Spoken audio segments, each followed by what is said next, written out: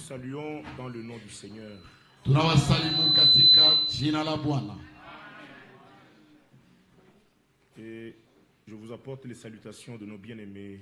Amina waletea salamu za wapendwa wetu wa fulani fulani. Notre frère Faustin Mpenga, Ndugu yetu Faustin Mpenga, serviteur de Dieu à Mbandaka, mtumishi wa Mungu huko Mbandaka, et notre frère Seth de Beni. na ndugu yetu Seth wa Beni.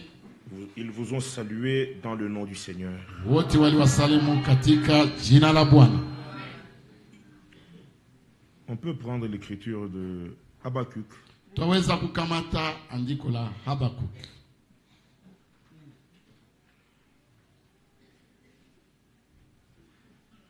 Le verset 5. Verset ya 5.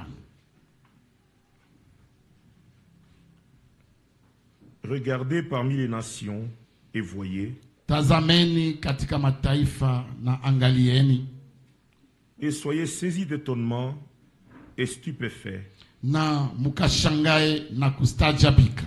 car je fais en vos jours une œuvre que vous ne croirez pas si on vous la racontait. Kwa sababu nafanya msiku zenu kazi ambayo hamutayamini hata mukiambiwa. Nous pouvons lire la même écriture Tuweza kusoma ile ya andiko dans le Nouveau Testament. katika Agano Jipya. Actes des Apôtres, chapitre 13. Matendo ya Mitume sura ya 13.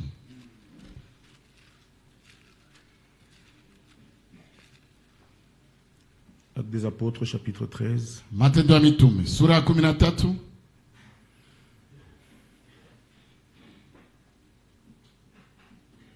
Attendez que je trouve, voilà. Mngojeni ipate, tazama nimeipata. Verset 36. Verset ya 36. Or, David, après avoir en son temps servi au dessein de Dieu, Kwa maana Daudi akisha kulitumikia shauri la Mungu katika kizazi chake. pas shauri la Mungu. Kwa maana Daudi akisha kutumikia mpango wa Mungu katika kizazi chake au msiku zake. Amen. Amen.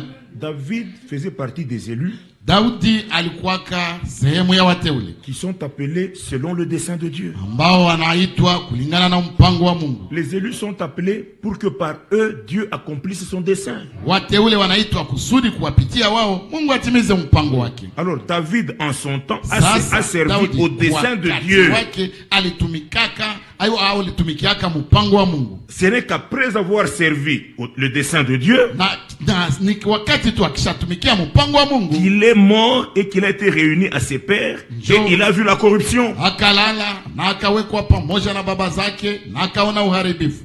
Mais celui que Dieu a ressuscité n'a pas vu la corruption. Sasa yule ambaye Mungu alifufua yeye hakuona uharibifu. Sachez donc, hommes, frères, na ijulikane kwenu ndugu zangu, que c'est par lui que le pardon des péchés vous est annoncé. ya kuwa kwa huyo muna hurumiwa.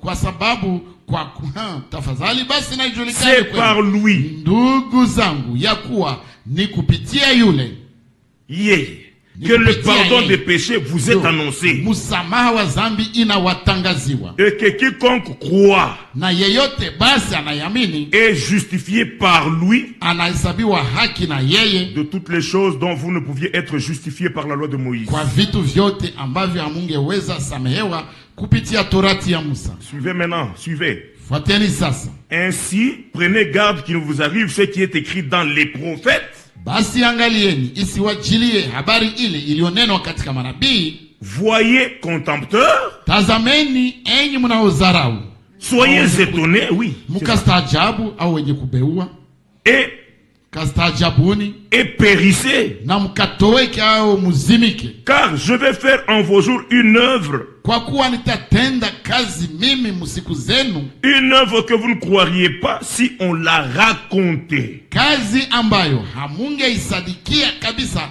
ijapo mtu akiwaelezea. Vous voyez comment le Saint-Esprit éclaircit la pensée d'Habakkuk dans le Nouveau Testament. Naona jinsi Roho Mtakatifu anaangazia zaidi wazo ya Habakuki katika Agano Jipya. Parce que l'œuvre de Dieu s'accomplit par Jésus-Christ. Kwa sababu kazi ya Mungu inatimia kwa njia ya Yesu Kristo. Alors celui qui croit en lui. Sasa yeyote ambaye anamwamini. Alléluia. Amen. Il reçoit par lui le pardon des péchés. Anapokea kwa yeye msamaha wa dhambi. Et il est justifié par Jésus. Na anahesabiwa haki na Yesu. De toutes les choses dont nous ne pouvions pas être justifiés par la loi de Moïse. Hatungeweza kuhesabiwa haki kupitia Torati ya Musa. Celui qui ne croit pas. Sasa yeyote mwenye haamini. Il dit faites attention. Anasema sasa fanyeni angalisho. Qu'il ne vous arrive ce qui est dit dans les prophètes. Isiwafikie kenye kinaandikwa katika manabii. Soyez contempteurs. Tazameni enyi mnaozarau na kubeua. Il y en a qui négligent kuko wenye wanazarau na l'œuvre du salut en Christ. Kazi ya wokovu katika Kristo. Ils croient que c'est une petite chose. Wanawaza ya kwamba ni jambo dogo. Amen. Amen. Mais comment est-ce que Dieu l'annonce dans les prophètes? Lakini aye Mungu anaitangaza katika manabii. Nous l'avons cité encore hier. Tulitaja tena jana. Mais on peut le lire dans Isaïe 53. Tunaweza kuisoma katika kitabu cha Isaya 5:3. C'est une œuvre glorieuse que le salut en Jésus-Christ. Ni kazi ya utukufu hiyo wokovu ndani ya Yesu Kristo. Qu'il n'y ait personne qui dit qu'il croit. Kusiwe yeyote ambaye anasema kwamba anaamini et qui néglige ce salut-là. Na mwenye anapuuzia ile wokovu ile. Par le salut. Kwa njia ya wokovu. Nous avons reçu le plein pardon. Tulipokea msamaha kamili. Celui qui ne croit pas au pardon méprise Dieu. Mwenye hamini msamaha anamdharau Mungu. Celui qui ne croit pas qu'il a été justifié. Mwenye hamini ya kwamba alihesabiwa haki. Il néglige la croix de Christ. Anapuuzia msalaba wa Kristo. Qu'il n'y ait personne de cette nature au milieu de nous. Mtu wa hali ya vile katikati yetu. Amen. Amen, amen, amen, amen. Ceux qui ont mangé la manne dans le désert, waliokula manu huko jangwani, qui sont passés à travers la mer, ambao walipitaka mubahari, qui ont marché sous la nuée, ambao walitembeaka chini ya wingu, mais ils sont morts, lakini walikufa parce qu'ils ont méprisé ce que Dieu avait fait pour eux. Mungu alikuwa amewafanyia. Alors Dieu n'a pas pris plaisir en eux, hakuwafurahia, il les a fait périr dans le désert. Akawamalizia mujangwa. Prenons garde de ne pas montrer le même exemple de désobéissance. Que nous ne négligeons pas comme ils l'ont fait. Amen. J'ai dit qu'on lisait où, mon frère?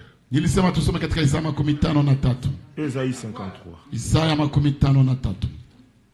Verset 1er. Qui a cru à notre message? Ni nani aliyeamini ujumbe wetu? À qui le bras du Seigneur a-t-il été révélé? Na mkono wa Bwana ulifunuliwa nani? Il s'est élevé devant lui comme une faible plante. Maana aliinuka mbele zake kama mche mwororo. Comme une racine qui sort d'une terre desséchée. Na kama mzizi inayopanda katika nchi kavu. Il n'avait ni beauté il n'avait ni forme ni beauté pour attirer nos regards. Hana umbo wala uzuri kwa kuvutia macho yetu, ni apparence pour que nous prenions plaisir en lui. Ao uzuri fulani kusudi tumtamani. Méprisé et abandonné des hommes. Alizarauliwa na kukataliwa na watu. Homme de douleur et habitué à la maladie. Mwenye anazoea sikitiko. Alléluia. Amen. Vous voyez comment il est apparu. Nona gisa alionekanaka. Mais malgré cette apparence méprisable, c'était le bras puissant de Dieu étendu pour le salut de l'humanité. Amen. Amen. Souvent l'œuvre de Dieu, Dieu l'accomplit dans l'humilité. Mais ceux qui reçoivent la révélation à travers l'humilité, ils voient l'œuvre glorieuse de Dieu. Que Dieu nous fasse grâce. Maintenant il dit là où nous étions dans Acte 13, verset 40. Ainsi prenez garde qu'il ne vous arrive ce qui est dit dans les prophètes. kisiwafikie kenye kinasemeka katika manabii. Vous voyez, Habakkuk lui il a dit, non, Habakkuk yeye alisema, regardez parmi les nations. Tazameni miongoni mwa mataifa. Mais lui commence, yeye anaanza, voyez contempteurs, voyez-vous les gens qui méprisaient et qui négligeaient. Oneni nyinyi benye mnapewa na kuzarau. Soyez étonnés, mushangae et périssez. Na mupotee. Parce que celui qui ne croit pas, kwa sababu yeyote mwenye haamini, il peut voir, aweza kuona, mais il ne va pas bénéficier. Lakini hata faidia. Alléluia. Alléluia. Il va voir, ataona, et il va disparaître. Na atatoweka, Dieu va le faire périr. Mungu atamzimisha kabisa. 2 Rois chapitre 7. Wafalme wa pili sura ya 7. Amen.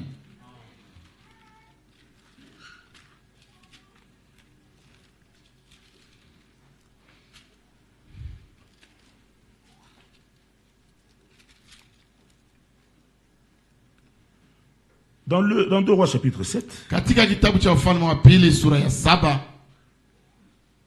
il y avait la famine. Kulikuwa njaa en Israël, huko Israeli, parce qu'ils étaient en guerre contre les Syriens. Kwa sababu walikuwa wanapigana na Waashuri. Et les Syriens avaient déjà ils avaient encerclé la ville de Jérusalem. Na Waashuri walikuwa wamezunguka mji wa Yerusalema. Et que dit Samarie?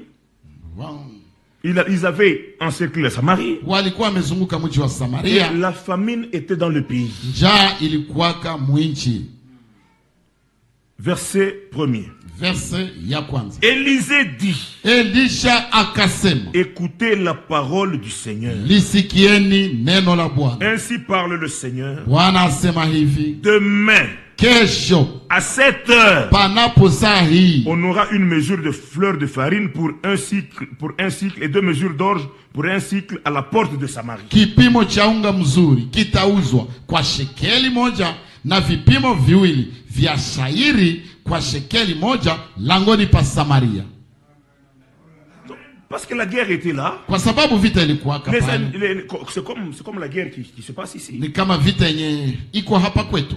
Ils avaient bloqué toutes les portes de l'approvisionnement. Walikuwa walishafunga milango yote ya kupata ko chakula. Maintenant dans le pays c'était la famine et les prix étaient donc les prix avaient augmenté, les prix des choses avaient augmenté. Muinchi njaa ilikuwa nyingi na bei zikapanda sana. Mais Dieu, lakini Mungu, il annonce par son prophète. Akatangaza kupitia nabii yake. Il dit demain, kasema kesho, à la même heure où je vous parle, ya hivi yenye na mambili yamo, les prix vont baisser. Bei zitashuka. Amen. Alléluia. Amen. Quand Dieu, Mungu, quand il veut faire quelque chose, wakati anataka fanya kitu fulani, il parle seulement. Anasemaka tu. Il n'a pas besoin d'expliquer, de se justifier. Il n'a même pas besoin qu'on lui pose des questions sur ce qu'il a dit. Il parle, c'est tout. Verset 2. L'officier sur la main duquel s'appuyait le roi répondit à l'homme de Dieu.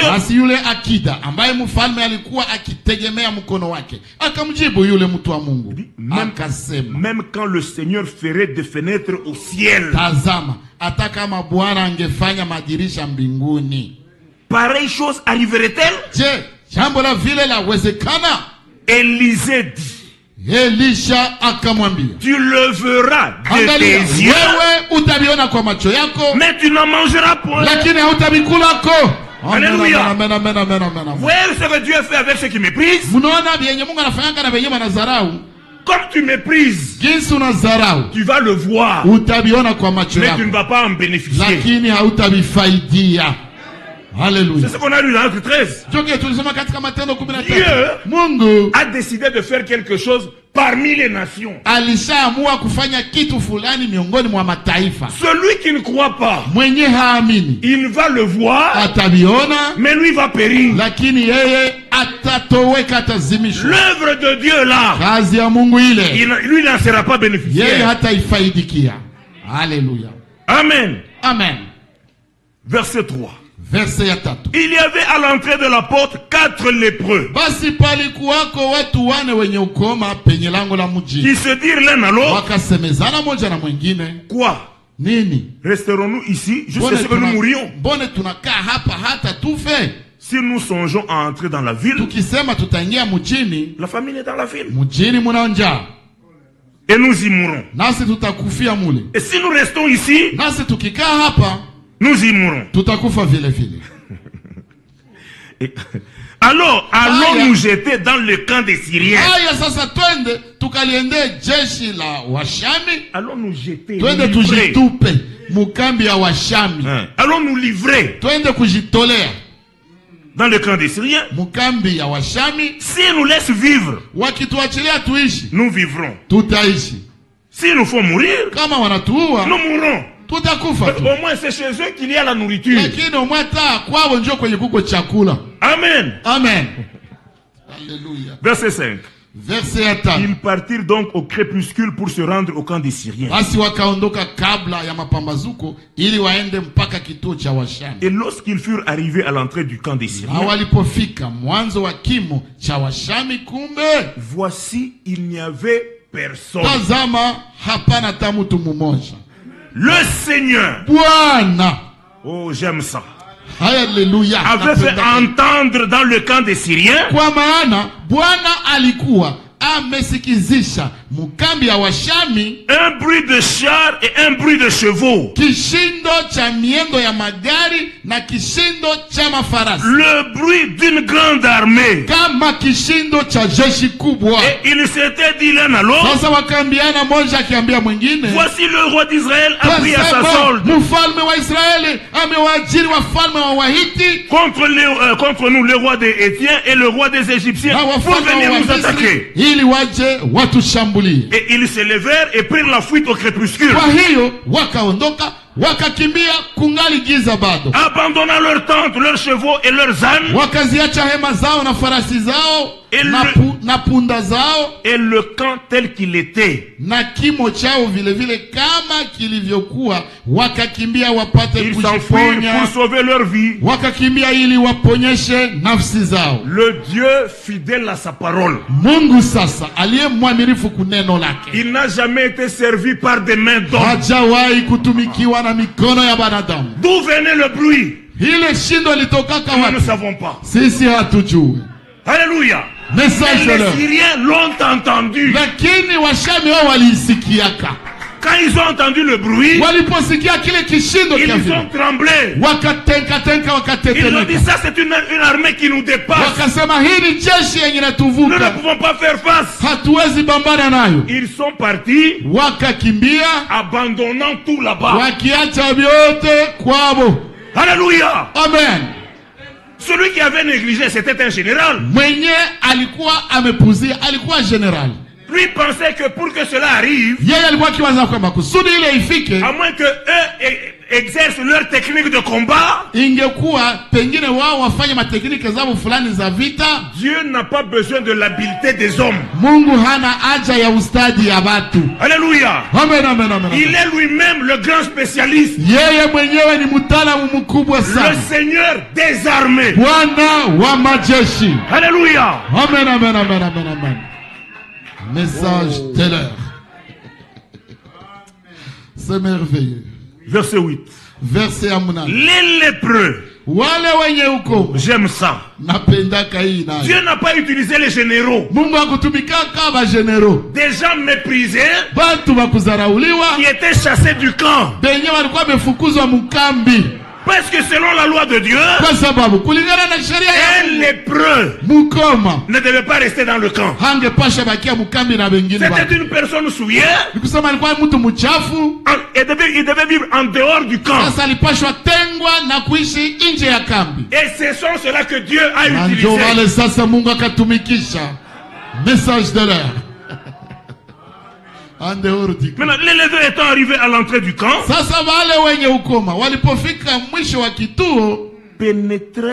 pénétrèrent dans une tente, ils mangèrent et burent. et emportèrent l'argent, de l'or et des vêtements qu'ils allèrent cacher. Ils revinrent, pénétrèrent dans une autre tente et emportèrent des objets qu'ils allèrent cacher. Puis se dire l'un à l'autre,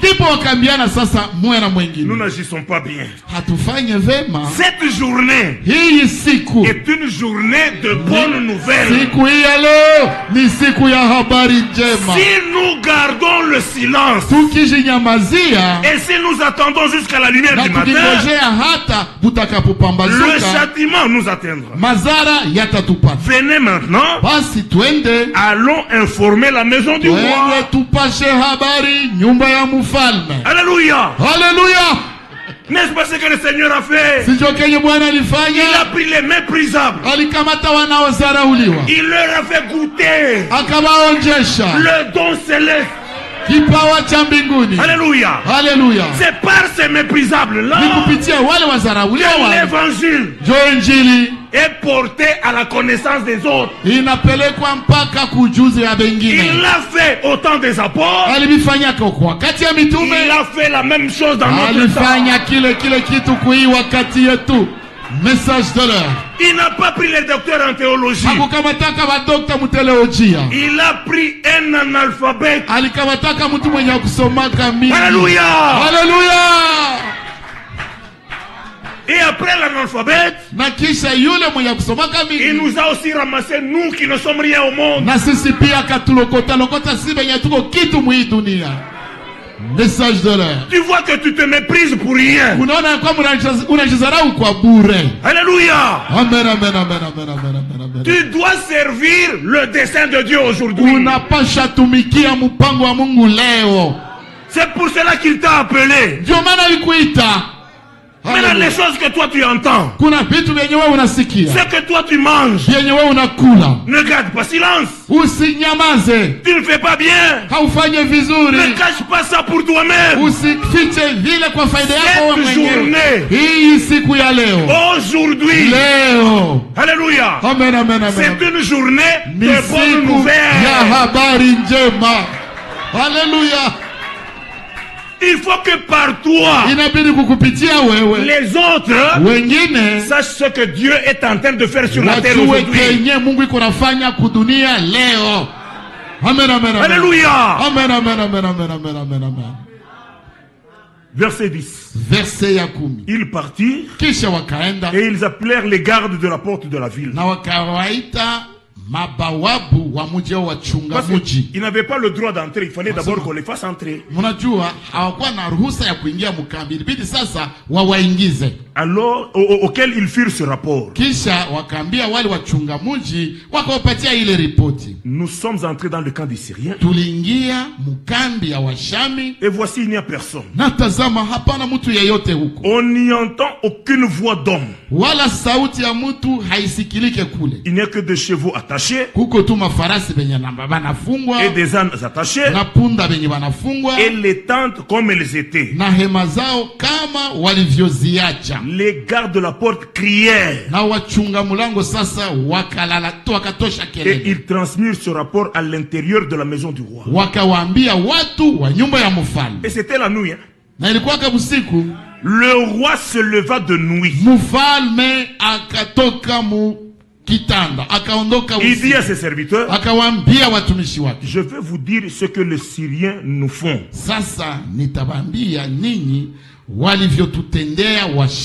Comme ils savent que nous sommes affamés, ils ont quitté le camp pour se cacher dans les champs. Vous voyez le terrain du diable, le raisonnement. Le terrain de Dieu, c'est le cœur. Alléluia. Amen. Nous croyons du cœur. Quand vous commencez à raisonner, c'est le diable qui est en train de vous vaincre.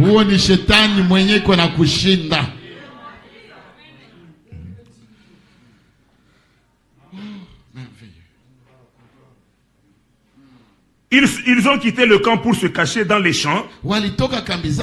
zao kisha wakaenda kujificha mumashamba. Et ils se sont dit, na wakaambiana, quand ils sortiront de la ville, wakati watakapotoka mjini, nous les saisirons vivants tutawakamata na wako hai, et nous entrerons dans la ville. na tena tutaingia mjini mwao. L'un des serviteurs du roi répondit, na mmoja wapo wa watumishi wake akajibu, que l'on prenne 5 chevaux qui restent encore dans la ville. Akasema, kuna razi baadhi ya watu na watoe farasi 5 katika hao waliosalia. Ils sont comme la multitude d'Israël qui y est restée. Waliobaki ndani ya mji, tazama, wamekuwa kama mkutano wote wa Israeli waliobaki ndani yake. Ils sont comme toute la multitude d'Israël qui dépérit. Tazama, wamekuwa kama mkutano wote wa Israeli waliobaki ndani yake. Tazama, wamekuwa kama mkutano wote wa Israeli walioangamia. Et envoyons voir ce qui se passe. Tuwatume waende waone kenye kinapitika kule, au tukaone. On prit 2 chars avec les chevaux. Basi wakatoa magari mawili na farasi zake. Et le roi envoya des messagers sur les traces de l'armée des Syriens en disant, mfalme akawatuma kuwafuata Washami, akasema, allez et voyez. Enendeni na mkaangalie. Ils allèrent après eux jusqu'au Jourdain. Wakawafuata mpaka Yordani. Et voici toute la route était pleine de vêtements, na kumbe njia yote ilikuwa imejaa mavazi, d'objets que les Syriens avaient jetés dans leur précipitation, na vyombo vyenye Washami walivyovitupa wapate kukimbia kwa upesi. Les messagers revinrent et le rapportèrent au roi. Watu wale waliotumwa wakarudi wakamwambia mfalme. Le peuple sortit, basi watu wakatoka et pilla le camp des Syriens, ziteka nyara hema za Washami, et l'ONU une mesure de fleur de farine pour un cycle, kipimo cha unga mzuri kikauzwa kwa shekeli moja, et 2 mètres d'orge pour un cycle selon la parole du Seigneur. Haleluya! Na vipimo viwili vya shairi kwa shekeli moja, sawa sawa na neno la Bwana. Regardez maintenant comment Dieu veille sur sa parole. Tazameni sasa jinsi Mungu anakeshaka kuneno. Le roi avait remis la garde de la porte à l'officier sur la main duquel il s'appuyait. Alikuwa ameweka yule akida ambaye alitegemea mkono wake awasimamie watu langoni. Mais lakini cet officier fut écrasé à la porte par le peuple et il mourut. Yule akida akakanyagwa langoni akafa, selon la parole que le Seigneur avait prononcée par l'homme de Dieu.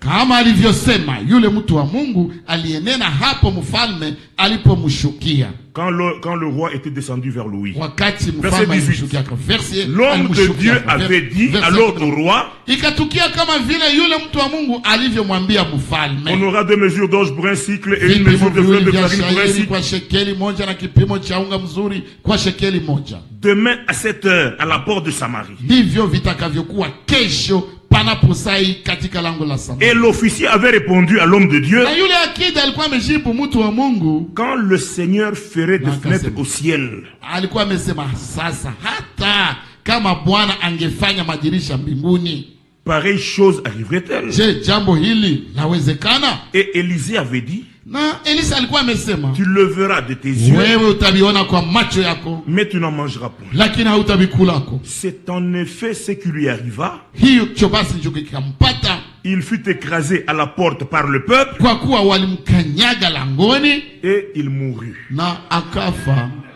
Alléluia. Amen. Amen. Vous voyez ce que Dieu a fait?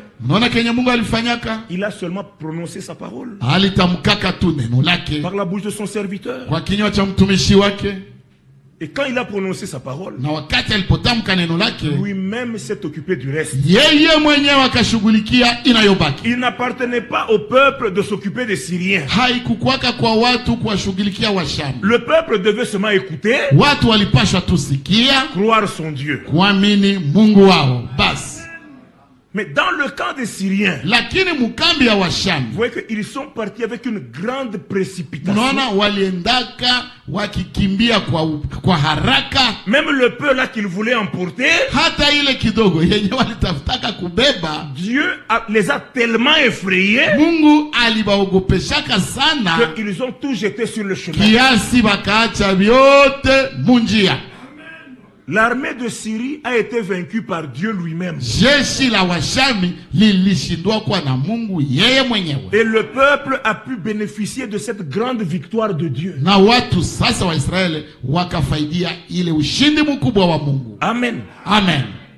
Maintenant, ces paroles-là, dans Acte 13, c'est mis en rapport avec l'achèvement de l'œuvre de Dieu parmi les nations.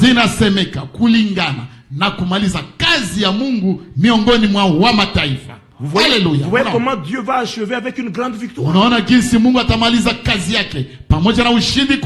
Sans le secours d'une main humaine.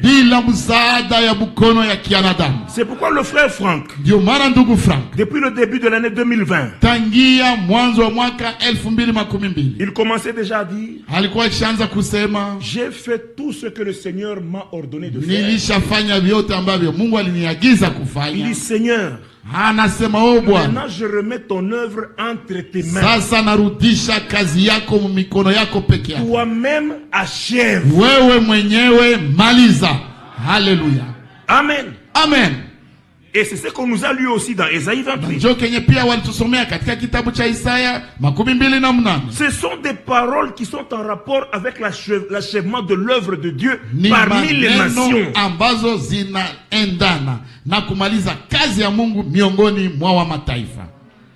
Alléluia. Nous sommes dans Ésaïe 28. Verset 21. Regardez comment ça commence. Car le Seigneur se levera. Pas un grand homme. Pas un grand apôtre. Le Seigneur lui-même. D'abord, il a envoyé ses envoyés. Mais à la fin, il se levera lui-même. Ça j'aime. Déjà au début de l'histoire du salut, il a été dit dans Ésaïe 35, dites à ceux qui ont le cœur brisé, ne soyez pas troublés. Sachez que votre Dieu viendra lui-même. Oui, pour commencer l'œuvre, il s'est levé lui-même. Pour achever l'œuvre, il se levera lui-même. Message de l'heure. C'est pourquoi nous n'avons pas besoin de grands hommes. Même Dieu n'a pas besoin de grands hommes. Il a besoin de petits hommes qui ont le grand Dieu. Message de l'heure. Amen. Amen, amen, amen, amen. Déjà avec Jean-Baptiste, concernant Jean-Baptiste, il a posé la question aux gens. Qu'est-ce que vous êtes allé voir dans le désert? Qu'est-ce que vous êtes allé voir? Un homme habillé avec des habits qui coûtent cher? Il dit non. Ceux qui portent des habits qui coûtent cher, ils sont dans les maisons des rois. Alléluia. Alléluia. Même parmi les serviteurs de Dieu, il y en a qui sont comme ça. Il y en a et leur place. Seulement dans les maisons des grands. Comme les rois de la terre incrédules ont peur de n'importe quoi, ils entretiennent des faux prophètes dans leur maison qui leur prophétisent des choses qu'ils aiment entendre et ils les payent. Alléluia. Alléluia. Mais vous le voyez. Amen, amen, amen, amen. Mais les vrais, ils sont dans la main de leur maître.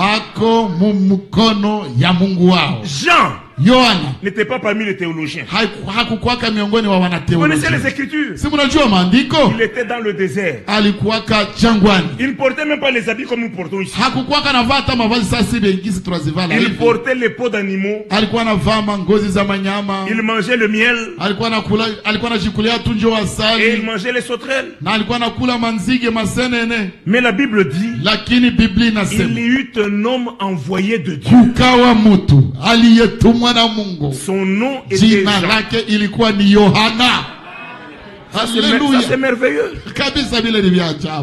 Tous ceux qui devaient croire devaient venir à la foi par lui. Cela est aussi très important. Amen. La foi, imani, ce n'est pas tout ce que le monde appelle foi. Amen. Amen. Prenons un peu Philippiens chapitre 1er. Comprenons ces choses, mes frères et sœurs. Alléluia.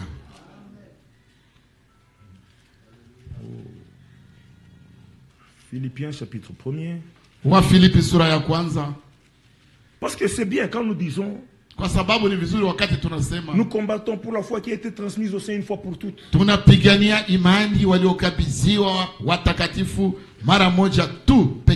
Oui, c'est ça. Mais c'est quelle foi? Alléluia. Dans Philippiens 1,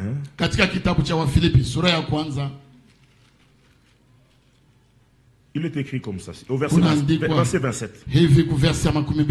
Seulement, conduisez-vous d'une manière digne de l'évangile de Christ. Suivons ça, ce sont les instructions divines. Conduisez-vous d'une manière digne de l'évangile de Christ. Afin que soit que je vienne voir, soit que je reste absent, j'entende dire de vous que vous demeurez ferme dans un même esprit, combattant d'une même âme. Écoutez, on combat pourquoi?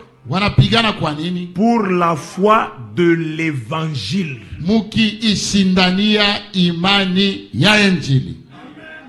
C'est ça la foi selon Dieu. La foi de l'évangile. Romains chapitre 10. Alléluia.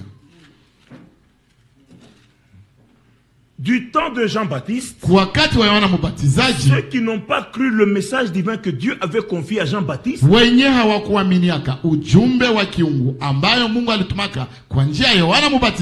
n'avaient pas la foi. Parce que la Bible dit tous devaient venir à la foi par lui. Est-ce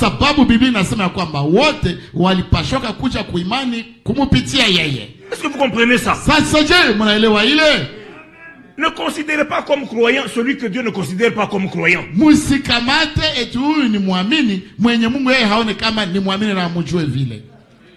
Alléluia. Nous sommes dans Romains 10. Ce sont des paroles que nous connaissons, n'est-ce pas?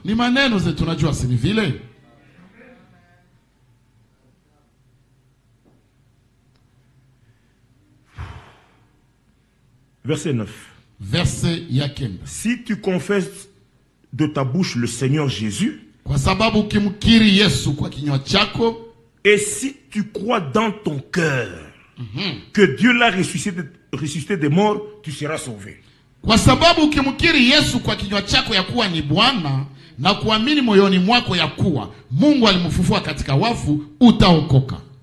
N'est-ce pas? Maintenant, Dieu lui-même interprète cette parole. C'est en croyant du cœur qu'on arrive à la justice. C'est en confessant de la bouche qu'on arrive au salut. Selon que dit l'Écriture, quiconque croit en lui ne sera point confus. Il n'y a aucune différence en effet entre le juif et le grec, puisqu'ils ont tous le même Seigneur qui est riche pour tous ceux qui l'invoquent.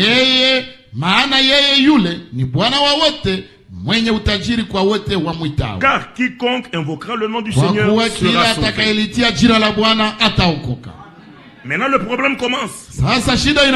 Comment donc invoqueront-ils celui en qui ils n'ont pas cru?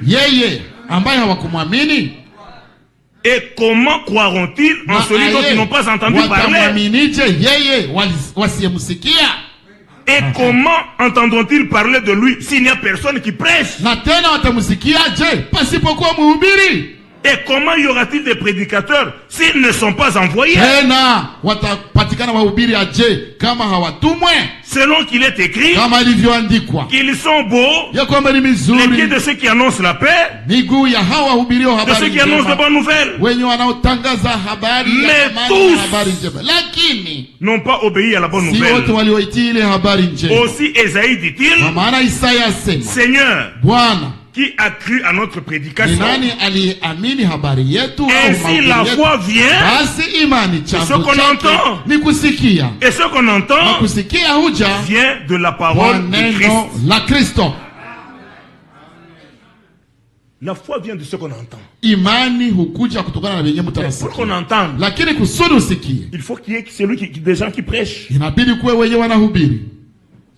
Mais pour qu'ils prêchent, il faut qu'ils soient envoyés. C'est ça l'ordre divin. Et c'est ça les voies de Dieu. C'est pourquoi il est dit, il y a eu un homme envoyé de Dieu. Son nom était Jean. C'est celui que Dieu envoie qui dit les paroles de Dieu. Amen, amen, amen. Si vous avez compris ça. Maintenant, comprenons les choses encore plus correctement. C'est pourquoi même dans notre génération, il y a eu 2 mandats. Dieu a envoyé un prophète et il a envoyé un ministère d'enseignement. Maintenant, autour de ce ministère d'enseignement, il a placé ses domestiques. Amen. Amen. Pour que les domestiques reçoivent la nourriture du serviteur fidèle et prudent qui était envoyé de Dieu. C'est alors seulement que les domestiques peuvent annoncer les paroles de Dieu. Et quand ils les annoncent comme ça, et le peuple qui écoute, la foi peut être créée en eux. Amen. Si vous avez compris, c'est pourquoi le frère Franck disait toujours, vous n'avez pas encore remercié Dieu assez d'avoir envoyé son prophète dans ce temps. Là où il n'y a pas de mandat divin, on ne peut pas écouter les paroles de Dieu. Et là où on ne peut pas écouter les paroles de Dieu, il ne peut pas y avoir la foi. Message de l'heure. C'est pourquoi il est écrit, combattez d'une même âme pour la foi de l'évangile.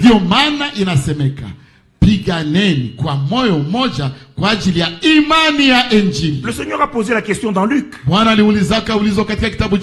le Fils de l'homme se manifestera, trouvera-t-il la foi sur la terre?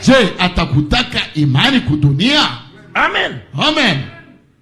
Mais c'est dans ce temps que le Fils de l'homme se manifestait. Le Seigneur dans son ministère prophétique. Amen. Alléluia. Amen. Mais par sa grâce, il a fait que nous soyons ce peuple-là qui a reçu la foi.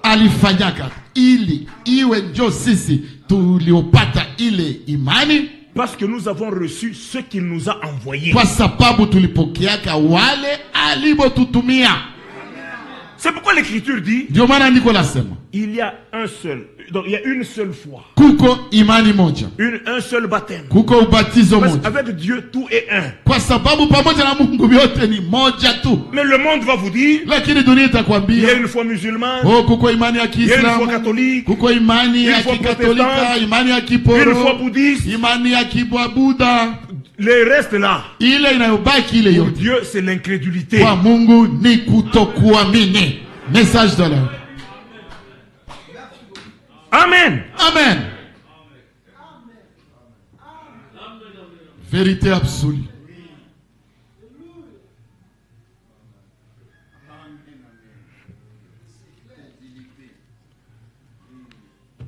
Il y a une écriture que je voulais lire.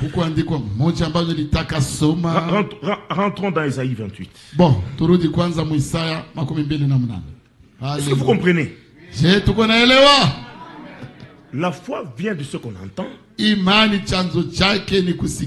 Ce qu'on entend vient de la parole de Christ. Comment les gens vont-ils croire en Christ s'il n'y a personne qui prêche? Alors les gens disent, comment crois-tu s'il n'y a personne qui prêche? Ils ferment la Bible. Ils commencent à prêcher. Non. Continuons à lire. Comment y aura-t-il des prédicateurs s'ils ne sont pas envoyés? Jean-Baptiste en son temps pouvait dire, je ne le connaissais pas, mais celui qui m'a envoyé baptiser m'a dit. Amen. Amen. C'est-à-dire Jean pouvait rendre témoignage du mandat qu'il avait reçu.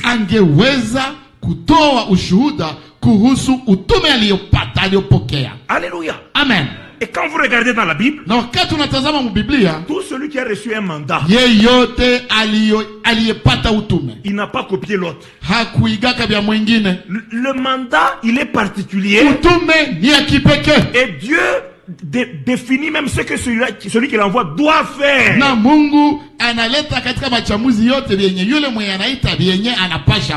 Ce que Noé avait reçu comme mandat, ce n'était pas la même chose que Moïse. Maintenant, imaginez-vous si Moïse devait copier Noé. Il allait construire une arche autour du Nil. Et Dieu n'allait rien faire avec lui. Amen. Amen. Dans les choses de Dieu, on ne se copie pas. Amen. Amen. Le Seigneur a donné un mandat à Pierre. Il a dit, Simon, m'aimes-tu plus que même les autres? Seigneur, tu le sais. Deuxième fois, Simon, m'aimes-tu plus que même les autres? Seigneur, tu le sais. Troisième fois, Simon était même devenu triste. Quel est le problème encore? Dis, m'aimes-tu plus que même les autres? Seigneur, c'est toi qui sais toutes choses. Voyez là où Dieu l'a amené. Avant, il avait l'habitude de discuter. Il faut que le Fils de l'homme soit livré. Seigneur, même si cela ne plaît pas à Dieu, ça ne va pas arriver.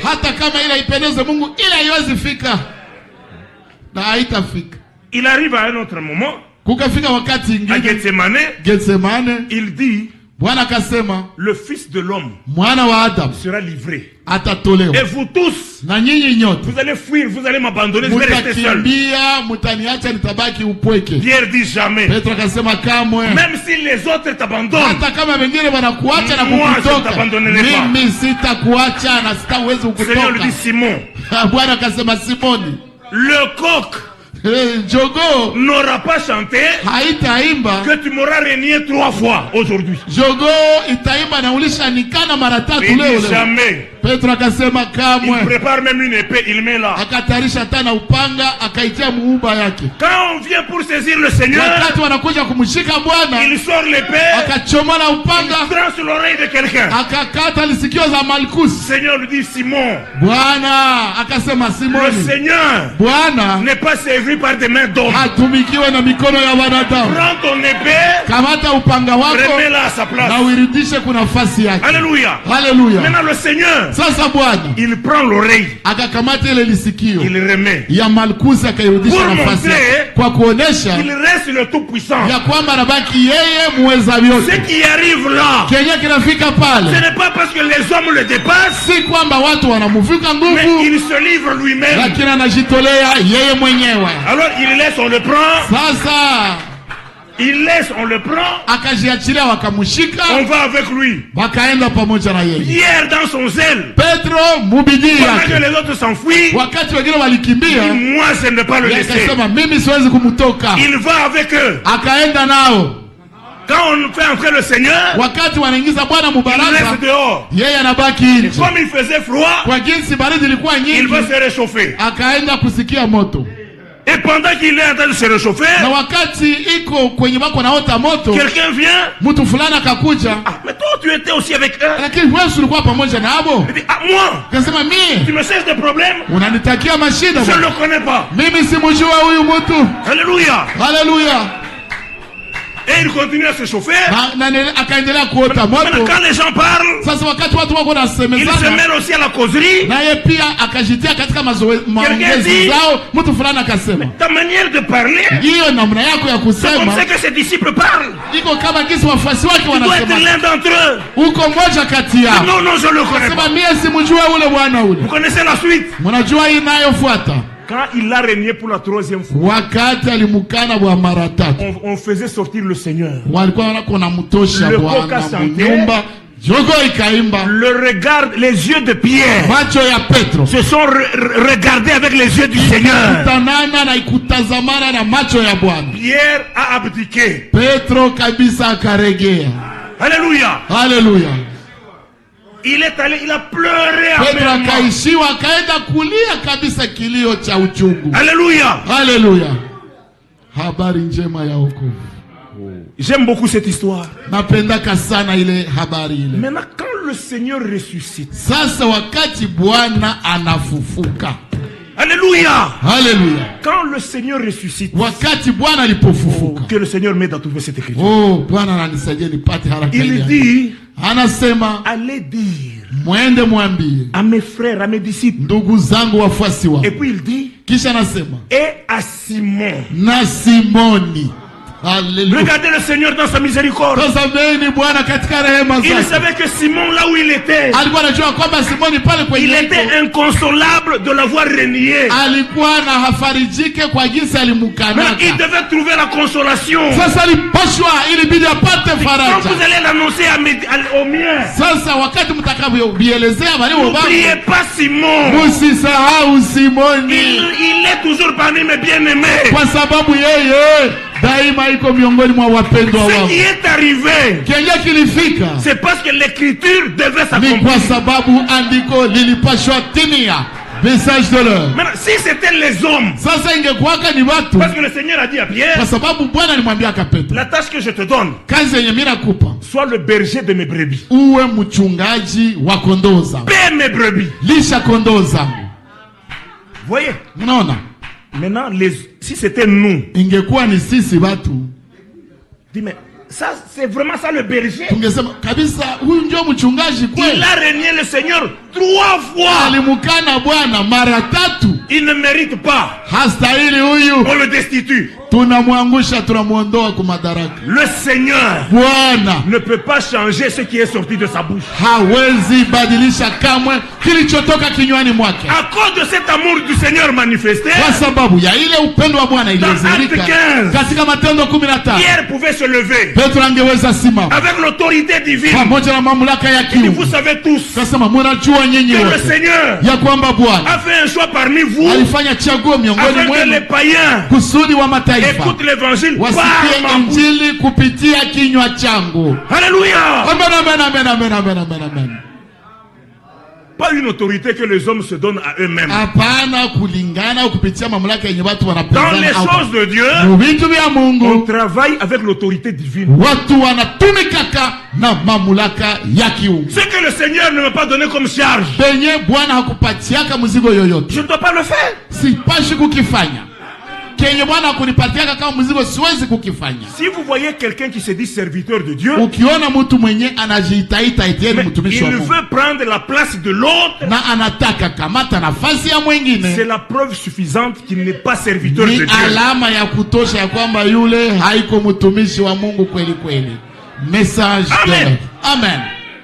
Quand David a reçu l'huile d'onction sur sa tête, wakati Daudi alipataka upako wa mafuta juu ya kichwa chake, Saül est resté sur le trône. Sauli alibakia kwa kiti cha enzi. David est rentré dans les pâturages. Daudi akarudi kule mkikuyu. Alléluia. Amen. Mais il avait déjà l'huile d'onction comme roi. Lakini alikuwa alishakuwa na mafuta ya upako kama mfalme. Dieu qui avait envoyé son serviteur pour le oindre. Sasa Mungu ambaye alikuwa ametuma mtumishi wake Samuel kwa kwenda kumpaka mafuta, s'est occupé du reste. Akashughulikia inayobaki. Hallelujah. Même quand David avait l'occasion de tuer Saül, hata wakati Daudi alikuwa kana fursa ya kumuua Sauli, si mnajua ile, il a refusé de le faire. Alikataa kubifanya. Il savait que ce n'était pas son affaire. Kwa sababu alikuwa anajua kwamba hii haiko jambo yangu.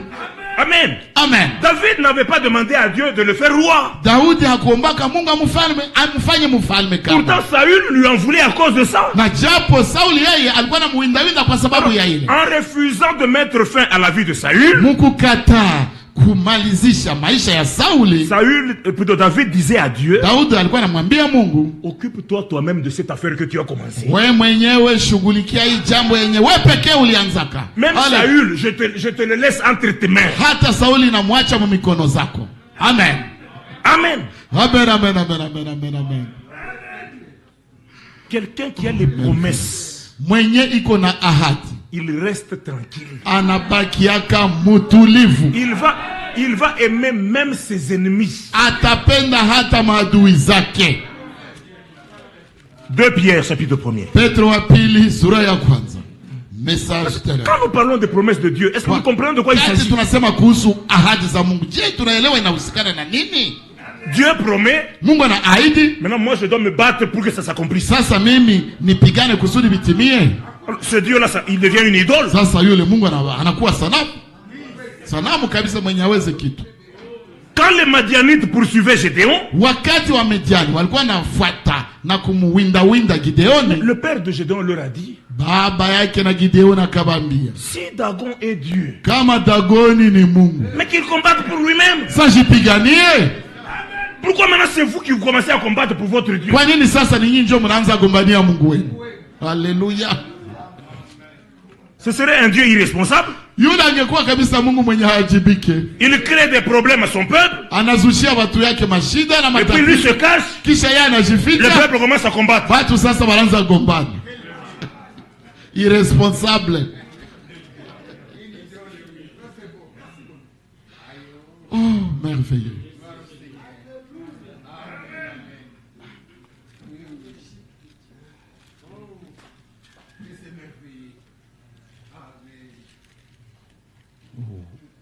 Excusez-moi. Il y a des paroles précieuses que je cherche ici.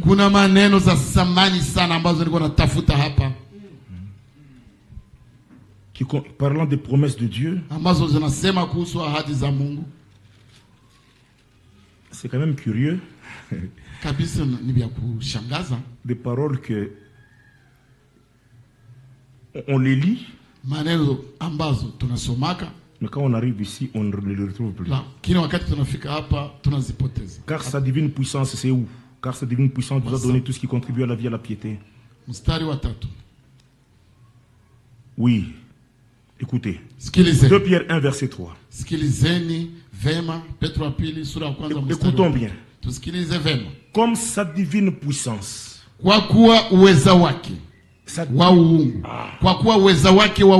Pas une puissance d'homme, mais sa divine puissance nous a donné tout ce qui est nécessaire à la vie et à la piété par la connaissance de celui qui nous a appelés par la propre gloire et par la vertu qui lui sont propres. Oui. Écoutez maintenant. Lesquels nous assurent de sa part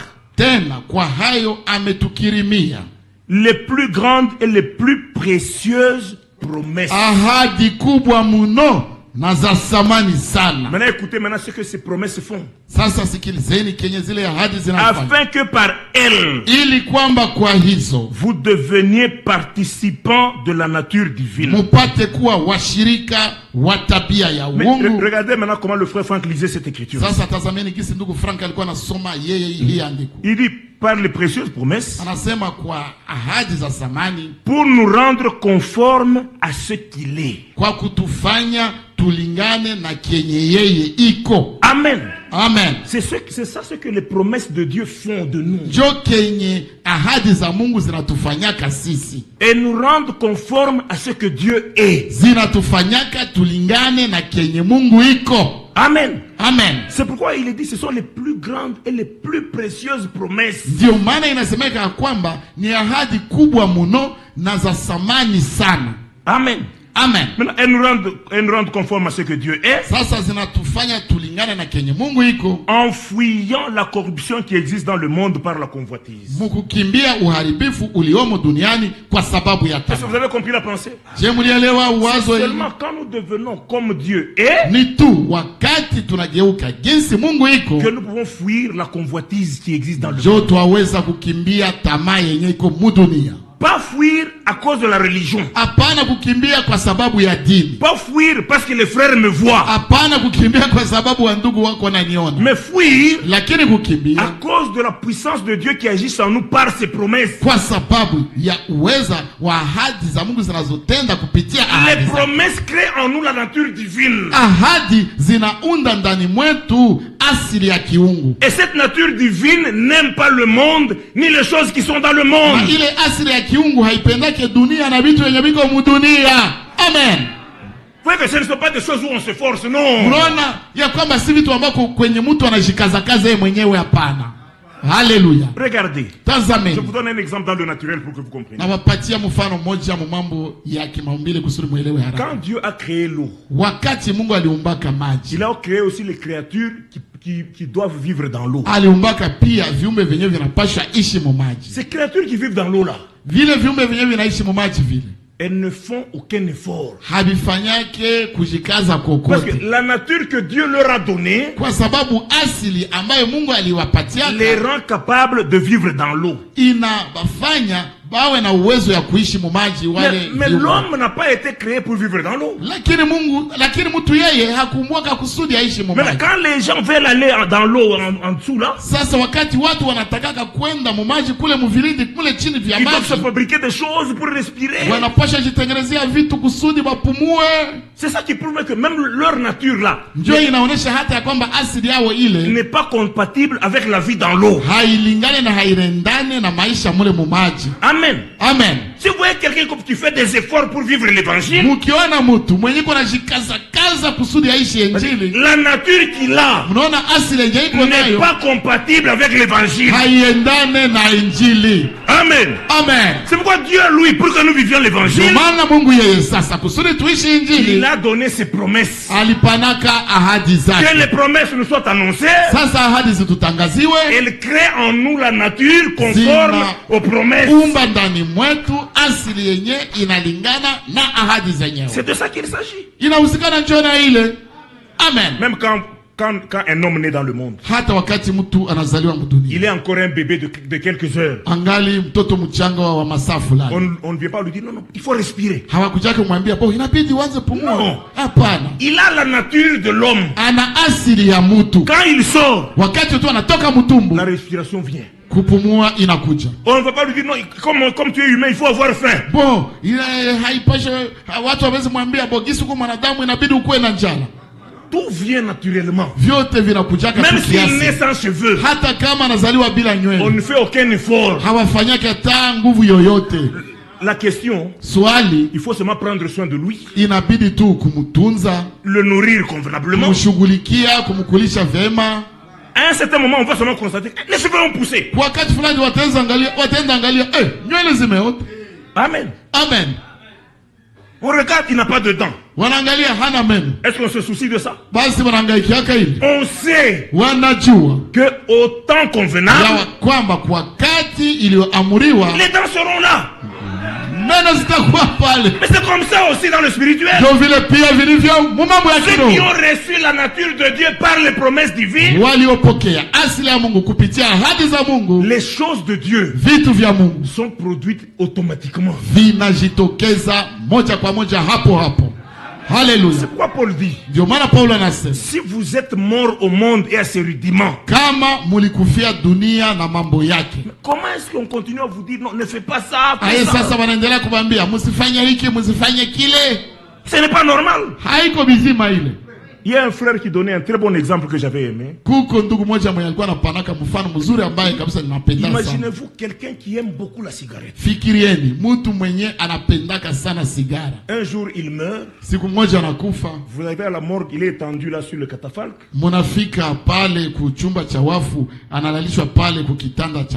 Il dit, allumez une cigarette. Faites passer même devant son nez. Il dit, il ne va pas ouvrir l'œil, il regarde. Il est déjà mort. Il ne va pas réagir. C'est comme ça en Christ. Quelqu'un qui est mort, il n'a pas besoin de ne fais pas, fais. Alléluia. Alléluia. C'est ça que les promesses de Dieu font en nous. Elles nous rendent conformes à ce que Dieu est. Maintenant, comme dans le naturel, nous ne grandissons pas à la même vitesse. Même les enfants qui sont nés le même jour, à la même heure, à la même seconde,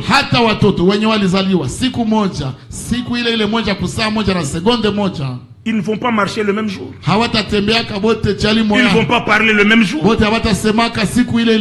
Alléluia. Alléluia. Même ce que nous plantons dans nos champs,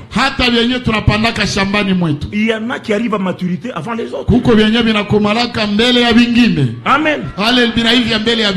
C'est ce que Dieu fait aussi avec nous. C'est pourquoi le Seigneur dit, supportez-vous les uns les autres. Alléluia. Ne sois pas exigeant envers ton frère ou ta soeur.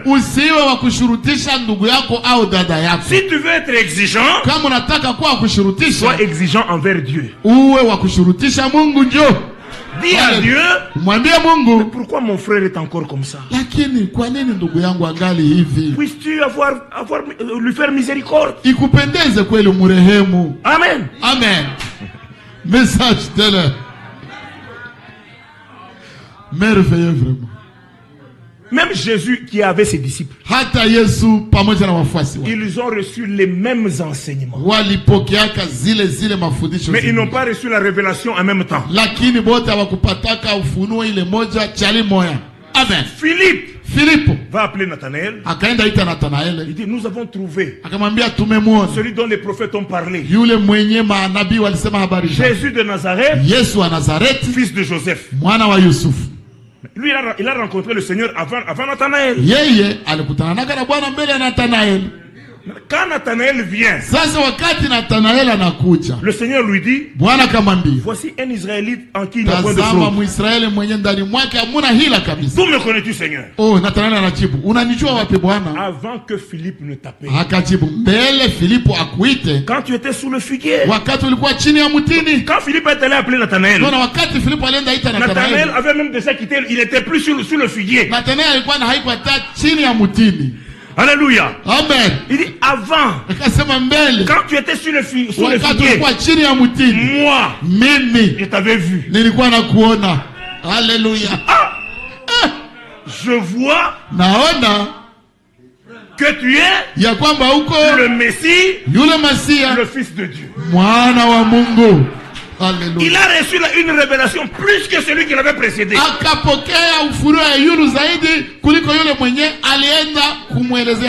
Est-ce qu'il a dit à Philippe, non, toi tu es un faux frère? Non.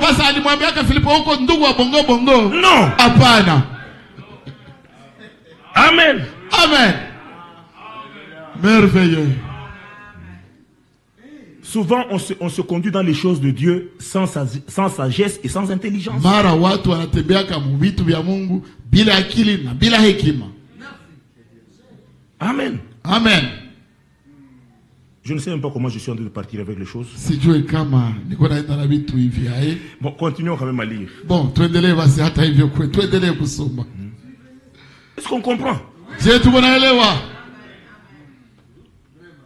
Un jour, siku moja, il demande à ses disciples. Akauliza wafuasi wake. Les Juifs et tous les gens là. Wayahudi wale watu wale wote. Ils disent que je suis qui? Wao wanasemaka kama mimi niko nani? Bon, tu es l'un des prophètes. Wamwe wanasema uko mmoja wa manabii. Tu es Élie. Wengine wanasema uko Elia. Tu es Jérémie. Wengine wanasema uko Yeremia.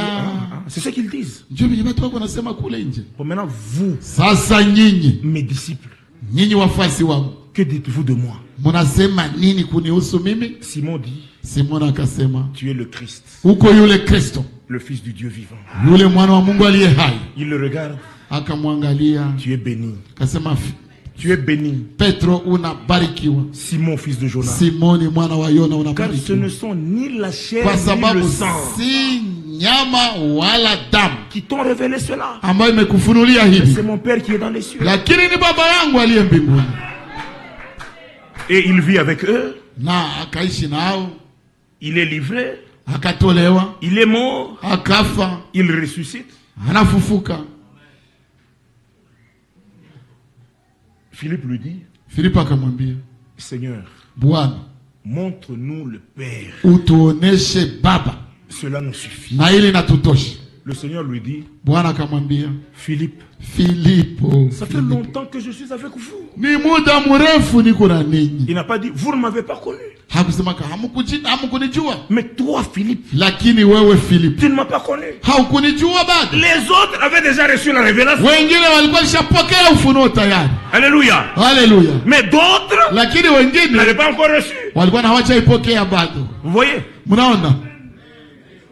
Il dit, mais celui qui m'a vu a vu le Père. Philippe reçoit la révélation. Amen. Amen. Le tour de Thomas aussi est venu. Quand on est venu, on lui a dit, parce que quand le Seigneur est apparu, lui n'était pas là. Le Seigneur est ressuscité. Si je ne le vois pas, moi, Thomas, et si je ne mets pas mon doigt dans ses plaies, je ne peux pas croire qu'il est ressuscité. Mais comme le Seigneur s'occupe de chaque élu, il est revenu pour Thomas. Il entre. Il dit, Thomas, c'est moi. Maintenant, viens, touche-moi. Simon le regarde, et puis Thomas regarde. La révélation vient. Il dit, mon Seigneur et mon Dieu. Chacun au temps de Dieu. Mais tous connus du même Dieu. Connus du même Dieu. Amen. Amen. C'est ça, marcher d'une manière digne de l'évangile. En se supportant. Ephésiens 4.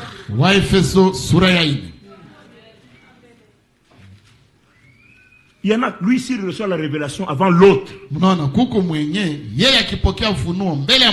Le combat commence. Ce n'est pas normal. Non, celui-là ne mérite pas d'être là. Comment le berger lui ne comprend pas encore ça?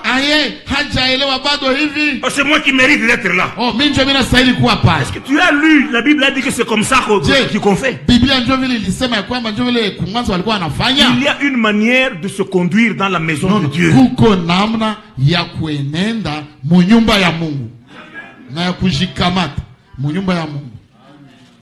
Ephésiens 4. On va rentrer vite à Isaïe 28 là qu'on a laissé. Je ne sais pas comment je me retrouve dans ces choses. Regardez. Ephésiens 4, verset 1er. Je vous exhorte donc, moi le prisonnier du Seigneur, écoutez, il nous exhorte à faire quoi? À marcher d'une manière digne de la vocation qui nous a été adressée. Quand nous lisons les choses comme ça, on ne ferme pas. On doit continuer à lire. Un prédicateur, il faut vivre d'une manière digne de la vocation. Maintenant, il commence à donner son explication de cette manière-là digne de la vocation. Le frère Franck ne nous a pas appris comme ça. J'ai toujours retenu cette leçon-là. Si tu veux comprendre ce qui lis ce qui précède et continue à lire aussi ce qui suit. C'est alors que tu vas comprendre ce que tu as lu. Amen. Amen. Alors il dit, c'est de marcher en toute humilité et douceur, avec patience, vous supportant les uns les autres avec amour, vous efforçant de conserver l'unité de l'esprit par le lien de la paix. Alléluia.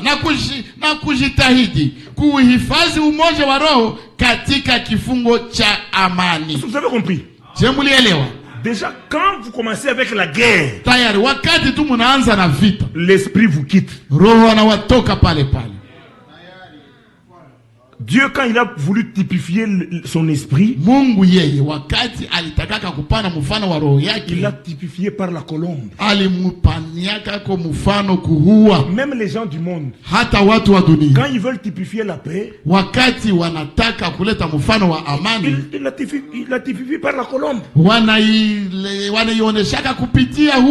Le Saint-Esprit, il demeure là où il y a la paix.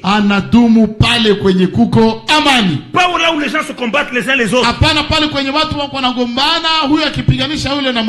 Là où il y a la méchanceté, la colombe s'envole. Alléluia. Alléluia. C'est pourquoi Dieu, pour typifier son fils, il a typifié par l'agneau, l'animal le plus doux. Amen.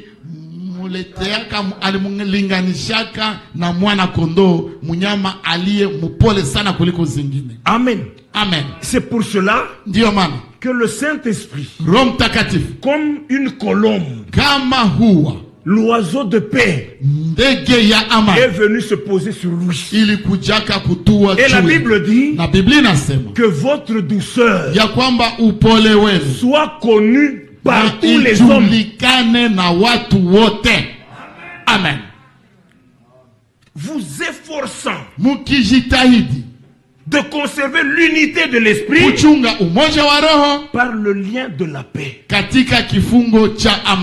Pas avec indifférence. Bon, comme je lui ai déjà parlé, il n'a pas voulu. Bon, moi je n'ai plus rien à faire. Tu ne t'efforces pas. Alléluia. Les choses de Dieu, on les recherche. Recherchez la paix avec tous. Et la sanctification, sans laquelle personne ne verra le Seigneur.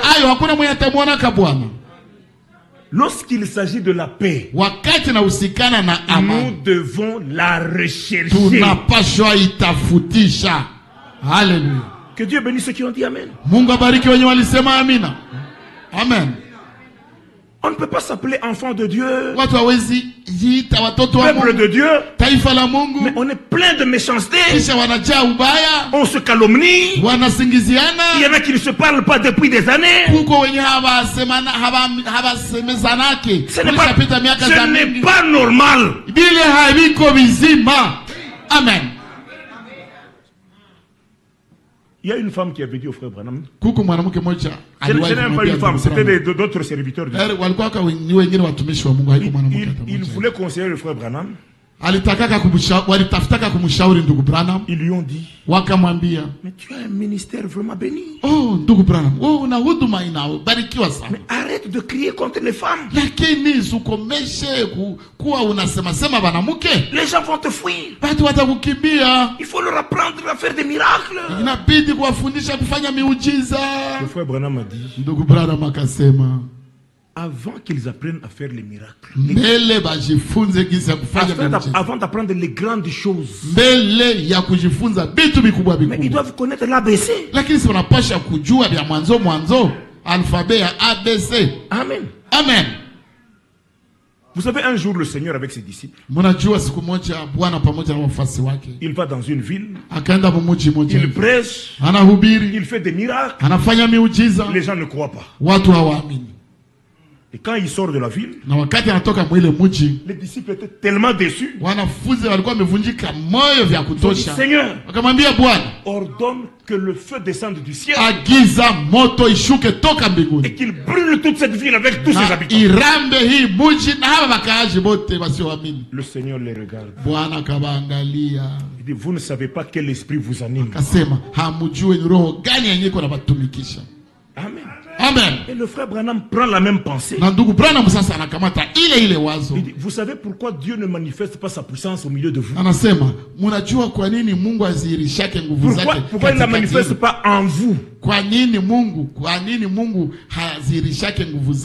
Il attend d'abord que son amour soit parfait en vous. Amen. S'il prend ce grand pouvoir, il vous le donne. Dans cet état où nous sommes, vous allez commettre beaucoup de crimes.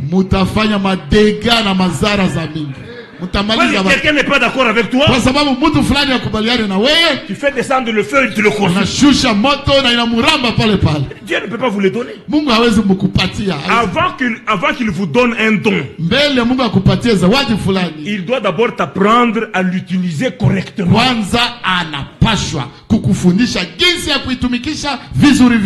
Amen. Tous les dons de Dieu sont exercés dans l'amour. C'est pourquoi même le frère Franck, quand il prêche sur les dons de l'esprit, il dit, un don ne peut pas être utilisé pour humilier quelqu'un. On ne le voit pas dans la Bible. Amen. Amen. Mais il y a de ces gens-là qui disent qu'ils ont des dons.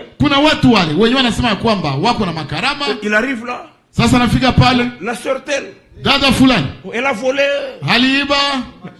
Elle vient humilier une personne au milieu des gens comme ça. Ce don-là ne travaille pas par l'Esprit de Dieu. C'est pourquoi Paul dit, même si j'ai tous les dons, la foi jusqu'à transporter les montagnes, si je n'ai pas l'amour, je suis une cymbale qui fait du bruit. Amen. Amen. Tous les dons que Dieu donne s'exercent dans l'amour. Même quand il commence avec le fruit de l'esprit, le premier, c'est l'amour. Parce que tous les autres fruits sont dans l'amour. Amen, amen, amen, amen, amen. Amen. Amen. Message de l'heure. Allons dans Isaïe. On va commencer à terminer.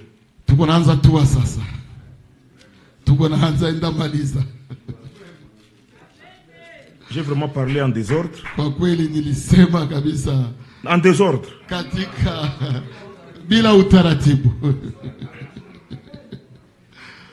Oh Seigneur Jésus. Car le Seigneur se levera comme à la montagne de Pératsim. Il tremblera de colère comme dans la vallée de Gabaon. Là où nous lisons dans nos Bibles, pour faire son œuvre.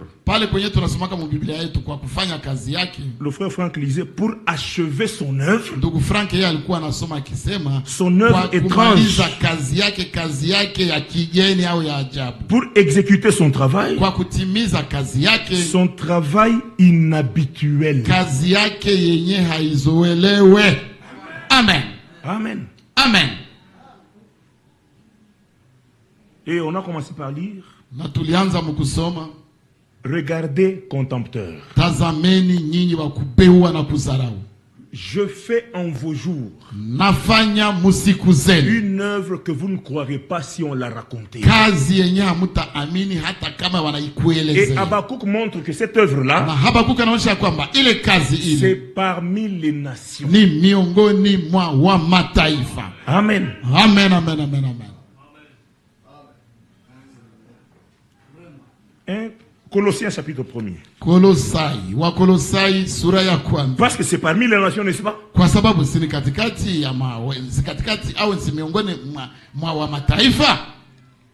Écoutez maintenant ce qu'il dit.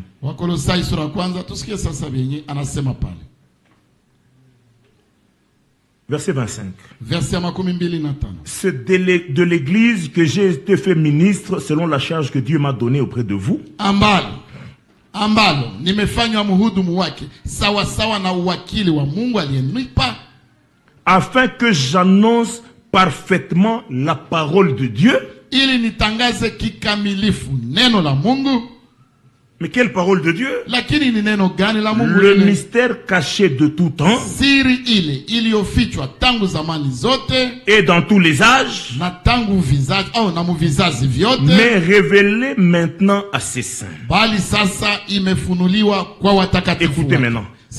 À qui Dieu a voulu faire connaître quelle est la glorieuse richesse de ce mystère parmi les païens, parmi les nations. Ambao Mungu alipenda kuwajulisha jinsi ulivyo utajiri wa utukufu wa siri hii katika mataifa, c'est-à-dire nao ni Christ en vous, Kristo ndani yenu, l'espérance de la gloire, tumaini la utukufu.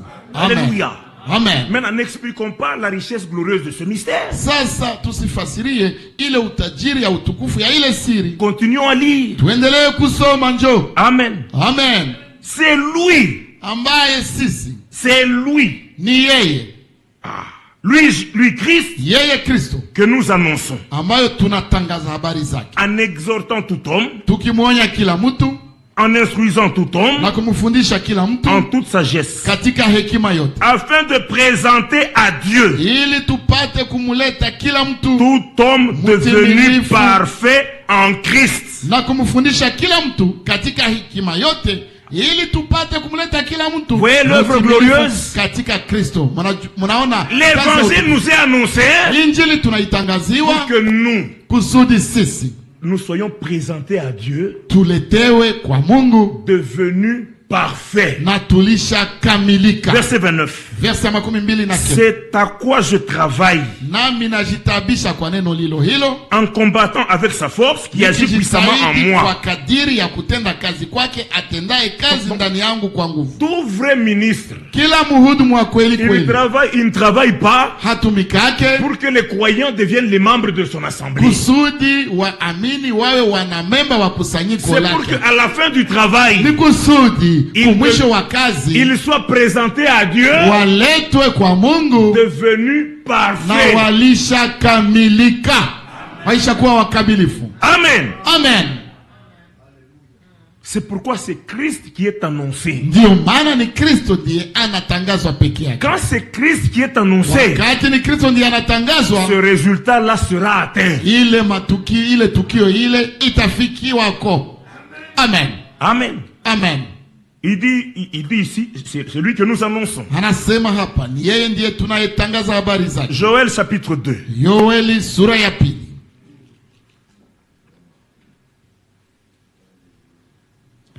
Yoeli sura ya pili. Verset 18. Verset 18. Le Seigneur est ému de jalousie pour son pays et il épargne son peuple. Hapo ndipo Bwana alipoona wivu kwa ajili ya nchi yake akawahurumia watu wake. Le Seigneur répond. Il dit à son peuple. Voici. Il dit, sachez, je vous enverrai du blé, du mou et de l'huile. Alléluia. Alléluia. La parole, Neno, la révélation ufunuo, et l'esprit. Et amen. Vous serez rassasiés. Écoutez. Et je ne vous livrerai plus à l'opprobre parmi les nations.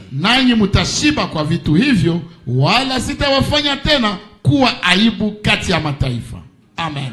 J'éloignerai de vous l'ennemi du nord. Je le chasserai vers une terre aride et déserte. Alléluia. Alléluia. Au moment où Dieu donne sa parole pour son peuple,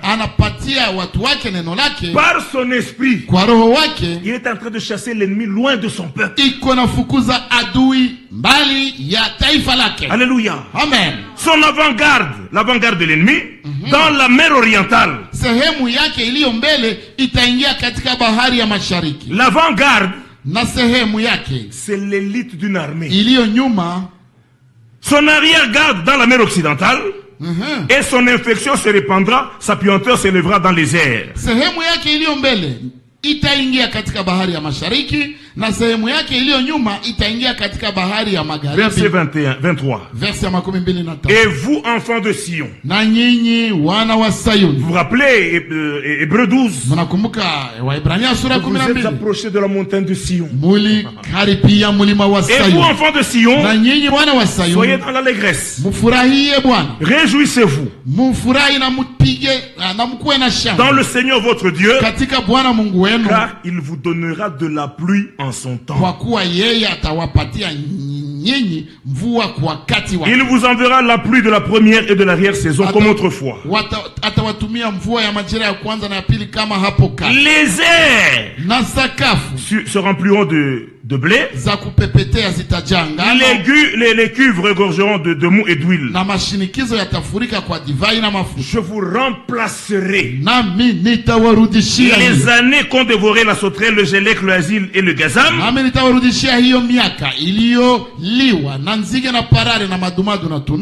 Ma grande armée que j'avais envoyée contre vous. Alors vous mangerez et vous vous rassasierez et vous louerez le nom du Seigneur votre Dieu qui aura fait pour vous de grandes choses. Et mon peuple ne sera plus jamais dans la confusion. Alléluia. Alléluia. Amen, amen, amen, amen. Mais ça ne s'arrête pas là. Et vous saurez. Vous ne croirez pas. Mais vous saurez. Vous voyez que c'est une étape franchie. Et vous saurez que je suis au milieu d'Israël. Vous saurez que je suis au milieu de l'église. Que je suis le Seigneur votre Dieu. Et qu'il n'y en a point d'autre. Et mon peuple ne sera plus jamais dans la confusion. Alléluia. Alléluia. Vous saurez que je suis au milieu de vous. Et le frère Branham, quand il prend Malachie chapitre 4, prenons-le. Alléluia. J'aime beaucoup cette écriture-là. Regardez. La promesse de notre temps. Regardez comment Dieu commence. Il n'a pas commencé, je vous enverrai le prophète. Non. Il dit, verset 4. Souvenez-vous de la loi de Moïse, mon serviteur, auquel j'ai prescrit en Horeb pour tout Israël des préceptes et des ordonnances. Alors il dit maintenant, sachez bien, je vous enverrai Élie le prophète. Voyez là où Dieu commence. Souvenez-vous de la loi de Moïse, en qui je donnais auquel je prescris en Horeb pour tout Israël des préceptes et des ordonnances. Pour donner la loi à Moïse, Dieu était descendu d'une manière visible sur la montagne. Et c'est comme ça qu'il a commencé aussi dans ce temps. Il est descendu d'une manière visible pour montrer que le même qui était descendu au temps de Moïse, c'est le même qui est descendu ici au temps de la fin. Alléluia. C'est pourquoi il a permis que les hommes voient qu'il photographie. Pour que toi et moi, déjà quand il est descendu en Égypte, il a dit à Moïse, j'ai vu la souffrance de mon peuple. Je suis descendu pour les délivrer. Il n'a pas dit je suis venu t'envoyer et puis moi je rentre. Je suis moi-même descendu. Alléluia. Dans ce temps aussi, Dieu a laissé qu'on photographie pour que toi et moi nous sachions qu'il est présent avec nous. Le surnaturel est avec nous pour faire exactement les mêmes choses que ce qu'il a fait dans le ministère de frère Branham. Il a repris son serviteur, lui-même est resté avec nous.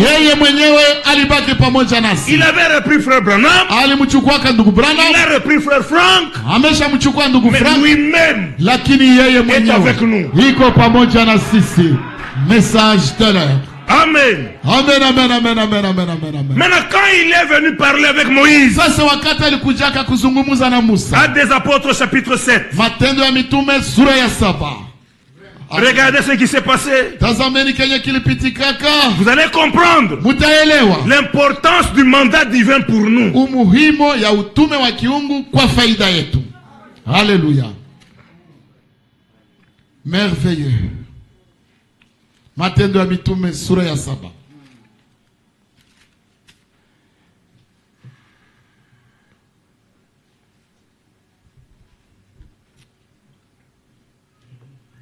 Attendez que je trouve ce passage-là.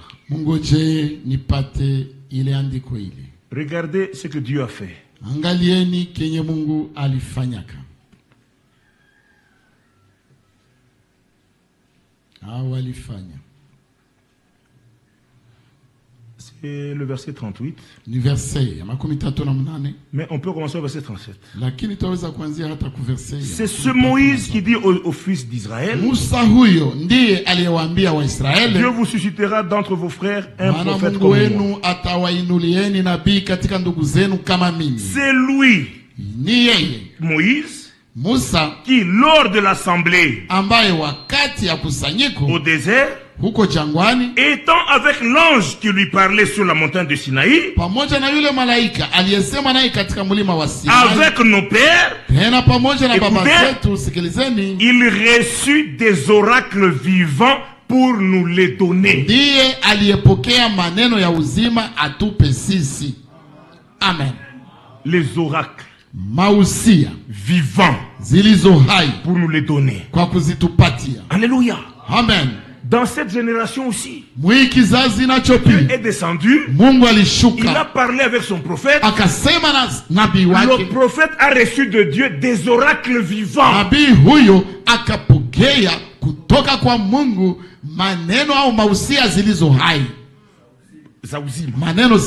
Et il nous les a donnés. Dieu ne nous a pas donné des paroles mortes. Ce sont des paroles qui ont la vie, que nous avons reçues. Et quand nous les recevons, elles vivent en nous. Amen. Amen, amen, amen, amen, amen, amen, amen, amen. C'est vrai. Par elle, nous vivons. Tunaishi. Tuna uhai. Maintenant regardez. Sasa tazameni. Pour terminer. Kwa kumaliza. Nous sommes dans le livre de Josué. Tuko katika kitabu cha Yoshua. Regardez ce que Dieu a fait. Angalieni kenye Mungu alifanyaka. Mais avant de lire là-bas, lakini mbele ya kusoma pale, il y a une parole dans Isaïe chapitre 30. Kuko neno fulani katika kitabu cha Isaya sura 13. Regardez. Angalieni. Verset 15. Verset ya 15. Ainsi parle le Seigneur. Kwa maana hivi asema Bwana, le Seigneur Dieu, le Saint d'Israël. Mtakatifu wa Israeli asema hivi. C'est dans la tranquillité et le repos que sera votre salut. Ni katika utulivu na pumziko ndio kutakuwa wokovu wenu. C'est dans le calme et la confiance que sera votre force. Ni katika kutulia na kuaminia ndio kutakuwa nguvu zenu. Mais vous ne l'avez pas voulu. Lakini hamkuitaka ile. Parce que les gens n'aiment pas le repos. Kwa sababu watu hawapendake pumziko. Ils aiment faire quelque chose. Wanapendaka tu kufanya kitu fulani. Mais Dieu lui, il veut nous donner du repos. Lakini Mungu yeye anataka kutupatia pumziko. Mais vous ne l'avez pas voulu. Lakini hamkutaka ile. Vous avez dit mukasema non. Hapana. Nous prendons la course à cheval. Tutakimbia juu ya farasi. Alors Dieu dit, sasa basi Mungu anasema, comme vous avez refusé, gisi mulikataa, c'est pourquoi vous fuirez à la course. Ndio maana mtakimbia tena. Voyez. Mnaona? Vous dites nous monterons des coursiers légers. Anasema sisi tutakimbia juu ya wanyama waendao upesi. Et Dieu dit, na Mungu anasema, c'est pourquoi ceux qui vous poursuivent seront légers. Wenyewe wanawafuatilia watakuwa wepesi. Amen. Amen.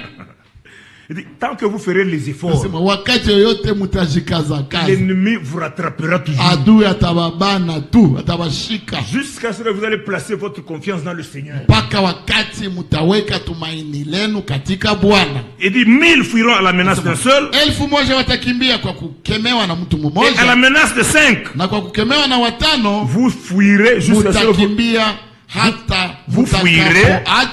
vous fuirez jusqu'à ce que vous restiez comme un signal au sommet de la montagne. Comme un étendard sur la colline. Vous pouvez fuir comme ça. Vous avez déjà vu un signal sur la montagne? Vous regardez comme un petit point. C'est comme ça que l'ennemi va vous mettre en déroute. Vous allez fuir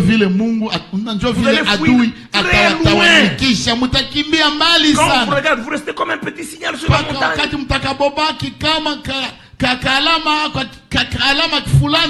Verset 18. Cependant, le Seigneur désire vous faire grâce. Il se lèvera. Alléluia. Amen. Vous voyez? Il se lèvera pour vous faire miséricorde. Car le Seigneur est un Dieu juste. Bénis tous ceux qui espèrent en lui.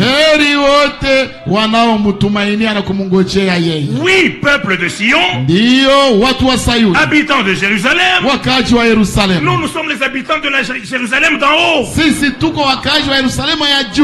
Alléluia. Amen. Tu ne pleureras plus sans cesse. Il te fera grâce dès ton appel au secours. Alléluia. Amen. Dès qu'il aura entendu, il t'exaucera. Oh, ça c'est merveilleux. Venons maintenant Josué pour terminer.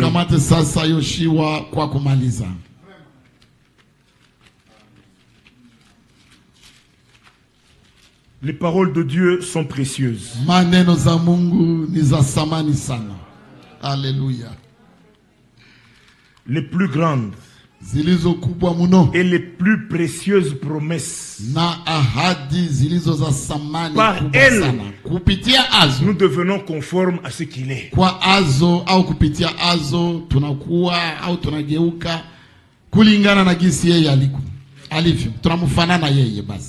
Merci.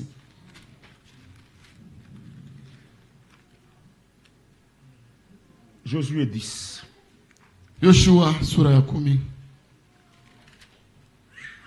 Verset 10. verset ya 10. Mais on peut commencer au verset 7. Josué monta de Gilgal. Yoshua akapanda kutoka Gilgali. Lui et tous les gens de guerre avec lui. Yeye na watu wa vita wote pamoja naye. Et tous les vaillants hommes. Na mashujaa wenye uwezo. Le Seigneur dit à Josué. Bwana akamwambia Yoshua. Ne les crains point. Usiwaogope watu hao. Car je les livre entre tes mains. Kwa kuwa nimekwisha kuwatia mikononi mwako. Et aucun d'eux ne tiendra devant toi. Na hapana mtu wa yoyote miongoni mwao atakayesimama mbele yako. Josué arriva subitement sur eux. Basi Yoshua akawafikia kwa ghafla. Après avoir marché toute la nuit depuis Gilgal. Akisha kutembea kutoka Gilgali usiku. Le Seigneur les mit en déroute devant Israël. Bwana akawatapanya mbele za Israeli. Et Israël leur fit éprouver une grande défaite près de Gabaon. Naye Israeli akawaua uwaji ulio mkuu hapo Gibeoni. Il les poursuivit sur le chemin qui monte à Beth-horon. Hiyo njia ya kuendelea kwenda Beth-horoni. Et les battit jusqu'à Azeka et à Makeda. Comme ils fuyaient devant Israël, et qu'ils étaient dans la descente de Beth-horon, le Seigneur fit tomber du ciel sur eux de grosses pierres jusqu'à Azeka.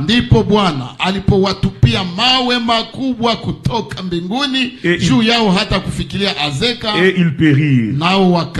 Ceux qui moururent par les pierres de grêle furent plus nombreux que ceux qui furent tués par les enfants d'Israël.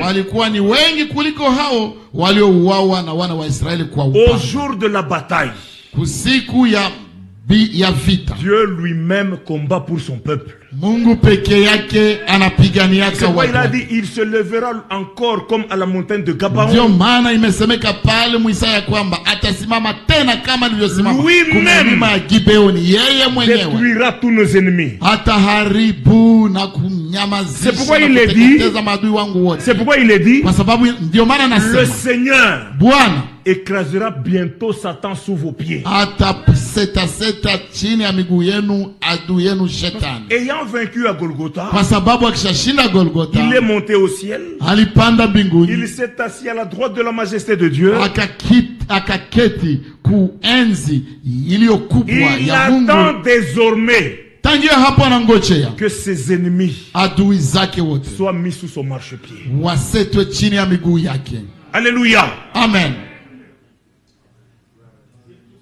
Verset 12. Verset ya 12. Alors Josué pria le Seigneur. Sasa Yoshua akamwomba Bwana. Le jour où le Seigneur livra les Amoréens aux enfants d'Israël. Siku ambako Mungu alitolea Waamori mbele ya wana wa Israeli. Et il cria à la face des Israélites. Na akasema mbele ya macho ya Israeli. Soleil, arrête-toi sur Gabaon. Wewe jua simama kimya juu ya Gibeoni. Et toi lune sur la vallée d'Ashalon. Na wewe mwezi simama katika bonde la Ayalon. Et le soleil s'arrêta. Ndipo jua likasimama. Et la lune suspendit sa course jusqu'à ce que la nation eût tiré vengeance de ses adversaires. Cela n'est-il pas écrit dans le livre du juste? Cela n'est-il pas écrit dans le livre du juste? Le soleil s'arrêta au milieu du ciel. Et ne se hâta point de se coucher presque tout un jour. C'est ça le jour le plus long. C'est quoi le jour du débarquement en Normandie? C'était ça le jour le plus long. Verset 14. Il n'y a point eu de jour comme celui-là. Ni avant, katika siku zilizotangulia mbele yake wala katika hizo zilizoandama baada yake. Où le Seigneur hata ikawa yeye Bwana écouter la voix d'un homme, kuisikia sauti ya mwanadamu. Car le Seigneur a combattu pour Israël. Kwa kuwa Bwana alipigaka vita kwa ajili ya Israeli. Ce même jour nous est promis. siku ya hivi un jour pour le Seigneur, siku moja kwa Bwana, il ne va pas écouter un seul homme, hata sikiaka mtu mmoja mais pekee, il va nous écouter. lakini atatusikiaka sisi. Alléluia. Alléluia. Jusqu'à ce que mupaka par nous l'ennemi va éprouver la plus grande défaite. Adui atashindwa kiolela vyenye kuwaka. Le Seigneur nous réserve pour ça. Bwana anatuchunga kwa ajili. C'est pourquoi il est écrit, nous les vivants, sisi walio hai, qui sommes restés ambao tulibaki pour l'avènement du Seigneur. Kwa ajili ya kurudi kwa Bwana. Alléluia. Alléluia. Il y a aussi les morts en Christ. Pia kuko wafu katika Kristo. C'est pourquoi la Bible dit, si nous vivons, kama tunaishi, nous vivons pour le Seigneur. Tunaishi kwa ajili ya Bwana. Si nous mourons, kama tunakufa, nous mourons par le Seigneur. Tunakufa kwa ajili ya Bwana. Alléluia. Amen. Elle a du prix. Na pale unaomba, elle a du prix aux yeux de Dieu la mort de ses serviteurs. Kifo cha watumishi wake kina usamani kubwa kwa macho ya Mungu. Alléluia. Alléluia. Dans leur mort, kwa sababu mukifo chao il va se glorifier. Atajitukuza. Il va manifester sa puissance atazihirisha nguvu zake en les ressuscitant. Mukuwafufua. Maintenant, dans les vivants, na sasa katika walio hai, Dieu Mungu va manifester les choses que nous lisons. Atazihirishaka vitu ambavyo tuko nasoma. Alléluia. Alléluia. C'est pourquoi il les garde. Ndio maana anawachunga pour sa gloire. Kwa ajili ya utukufu wake. Soit que nous mourons, c'est pour sa gloire. Quand nous restons vivants, c'est pour sa gloire. Parce que mort et vivant, mort ou vivant, nous lui appartenons. Que le Seigneur bénisse sa parole dans nos cœurs. Que le Seigneur accomplisse par nous et en nous toutes ses promesses. Alléluia.